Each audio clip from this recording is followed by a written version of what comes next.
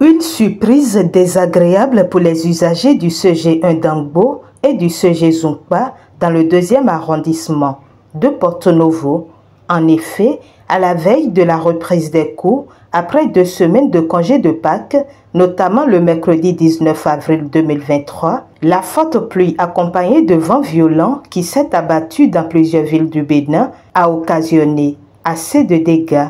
Au CG1 de Dangbo, 6 salles de classe ont été décoiffées et de l'autre côté au CG Zungpa, 2 salles de classe construites en matériaux précaires se sont effondrées et une salle de classe a été décoiffée, laissant ainsi sans couvert les apprenants qui ont repris les cours ce jeudi 20 avril 2023.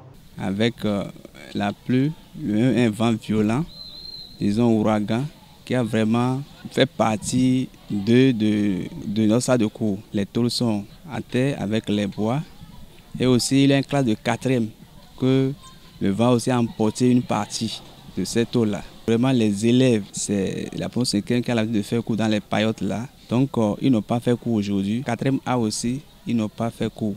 Mais comme on tend déjà vers la fin de l'année, je suis en train de voir si on peut essayer de voir comment je vais faire des heures. Là où on fait 2 heures, on peut faire 1 heure. Et les classes qui n'ont pas de salle peuvent faire aussi 1 heure. C'est comme ça que nous pensons à gérer pour les 2 semaines restantes. La direction a informé la mairie de Porto Novo et aussi le bureau AP et aussi le directeur départemental est aussi informé de ça. Dans la matinée, vers 10h30, on était à l'école où il y a un grand vent qui a soufflé sur le collège. Ça a décoiffé 6 salles de classe. Les écoliers, vous les voyez, ils sont dehors parce que les classes sont non fonctionnelles depuis ce matin. On a repris comme ça l'école et il y a 6 salles qui manquent dans lesquelles les élèves ne peuvent plus faire cours. Alors qu'avant d'aller en congé, nous n'avons pas de classe volante. À partir de ce matin, c'est comme si nous avons 6 classes volantes pour le reste de l'année. C'est un peu compliqué pour les enfants qui ne font pas cours de façon continuelle. Donc on sera obligé maintenant de chercher des salles où les élèves sont au sport pour les mettre dedans en attendant pour le peu de temps qui reste pour l'année. Informé de la situation, le directeur OEME des enseignements secondaires, techniques et de la formation professionnelle Dr Bertin Dansou s'est rendu sur les lieux ce jeudi pour constater de visu les énormes dégâts dans ces 2 établissements. On dirait que c'est la saison. La saison parce qu'il y avait eu la situation de Kétounou, il y avait eu des Quins, et puis après c'est Arlampon. Maintenant c'est Zungpa et Dangbo 1. Donc bon, on est allé voir, cela participer des cas de force majeure. Donc on est allé voir pour constater les dégâts. Il y a des salles de classe réservées pour les enfants blancs qui sont décoiffées à Dangbo 1. Bon, à Zungpa, ici aussi c'est toute une salle qui a été déposé par terre.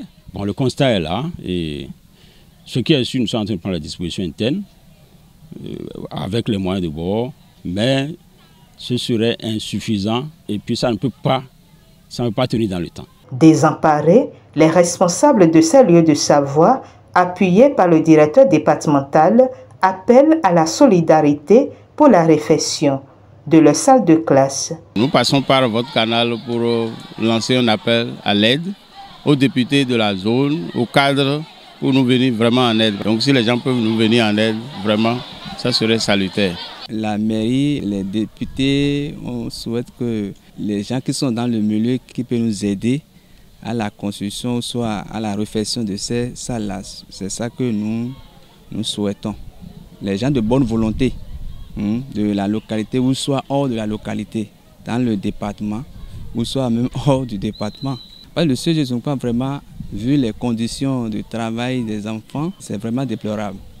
Tel que vous-même vous voyez, aucune salle de classe n'est cimentée. En dehors de ce que la mairie avait fait, on ne dirait même pas que c'est un CG.